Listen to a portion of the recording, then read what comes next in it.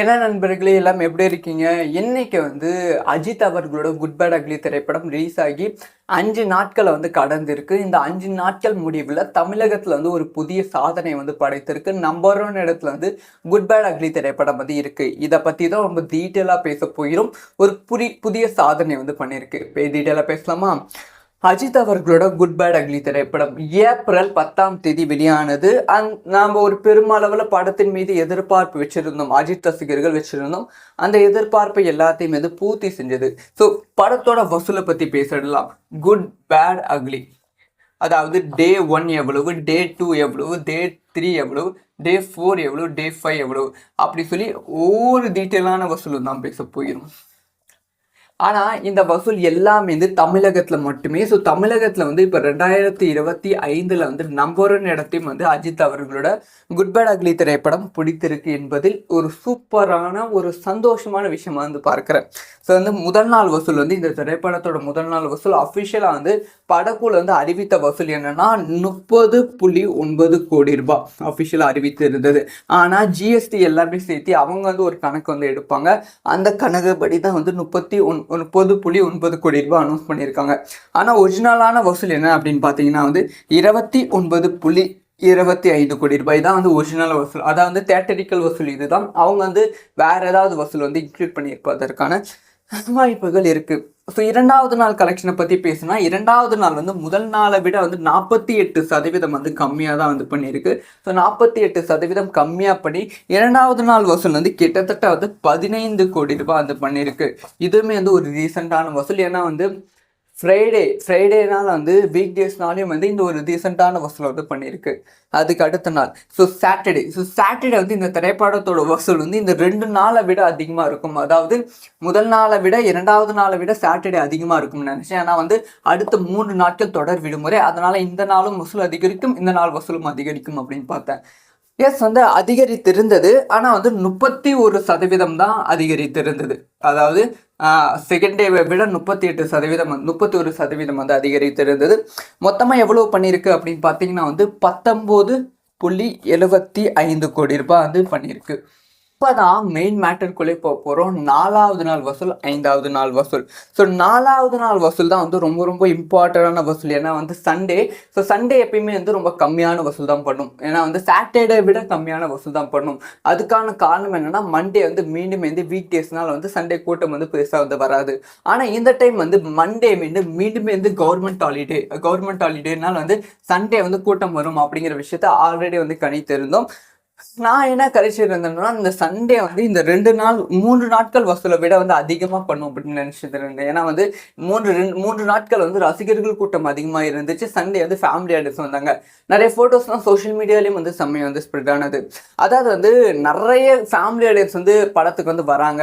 அதனால சேரே பத்த மாட்டேங்குது, எக்ஸ்ட்ரா சேர்லாம் போட்டாங்க. கடைசியாக விஸ்வாசம் திரைப்படத்துக்கு இந்த மாதிரி நடந்துச்சு. ஸோ அதே மாதிரி குட் பேட் அக்லி திரைப்படத்துக்கும் நடந்துச்சு. ஸோ சண்டே இந்த திரைப்படத்துக்கு 12% அதிகமான வசூல் பண்ணுது. இந்த 12% இதை, அதாவது தேர்ட் டேவை விட 12% அதிகமாக பண்ணி எவ்வளவு கலெக்ஷன் அப்படின்னு பார்த்தீங்கன்னா 22.3 கோடி ரூபாய் பண்ணியிருக்கு சண்டே கலெக்ஷன். ஸோ ஃபர்ஸ்ட் டேவுக்கு அப்புறமா சண்டே தான் ஒரு பெரிய நம்பர் ஆஃப் கலெக்ஷன் பார்க்கப்படுகிறது.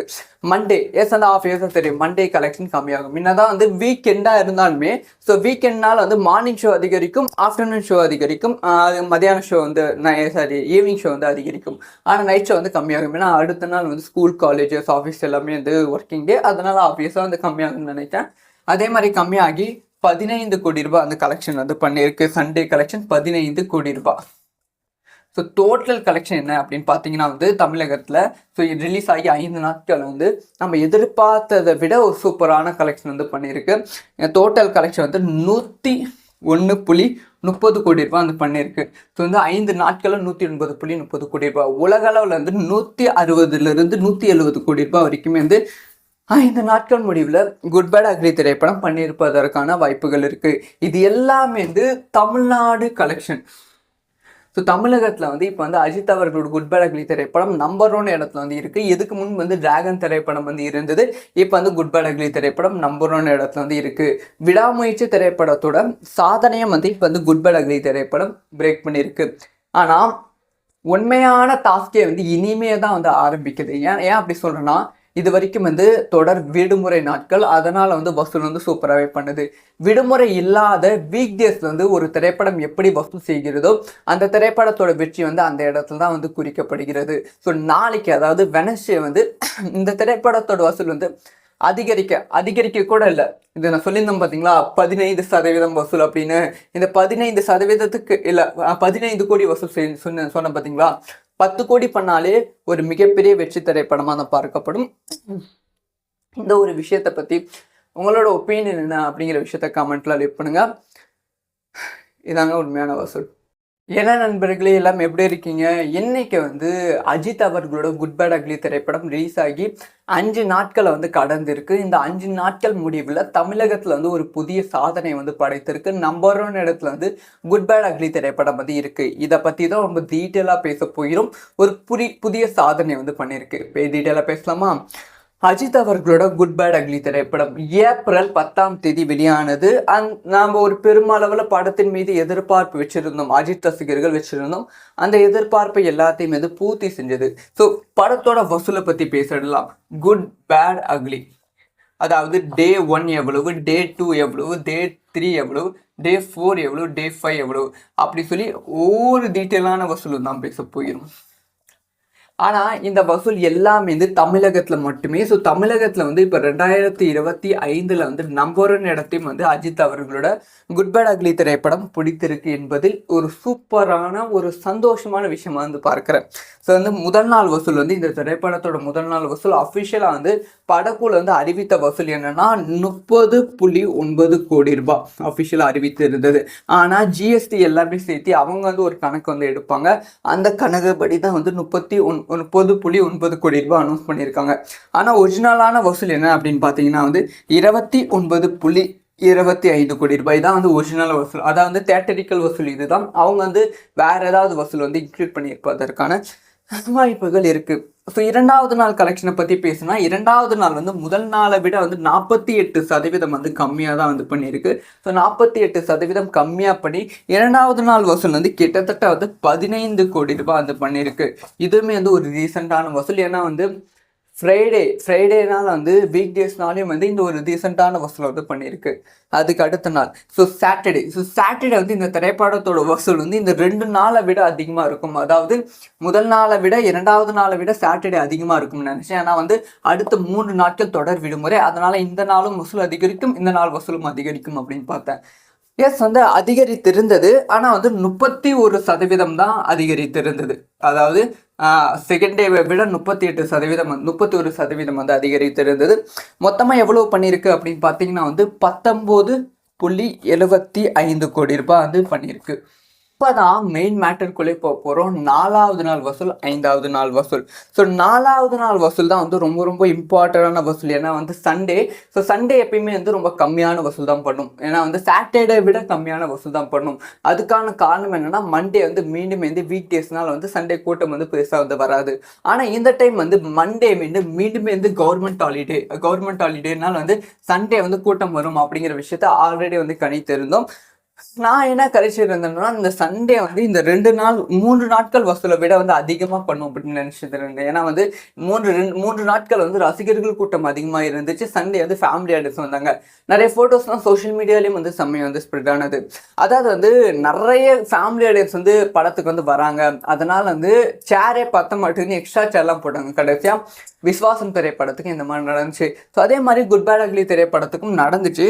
ஸோ சண்டே வந்து இந்த திரைப்படத்துக்கு 12% அதிகமான வசூல் வந்து பண்ணது. இந்த 12% வந்து அதாவது தேர்ட் டேவை விட 12% அதிகமாக பண்ணி எவ்வளவு கலெக்ஷன் அப்படின்னு பார்த்தீங்கன்னா வந்து 22.3 கோடி ரூபாய் வந்து பண்ணியிருக்கு சண்டே கலெக்ஷன்.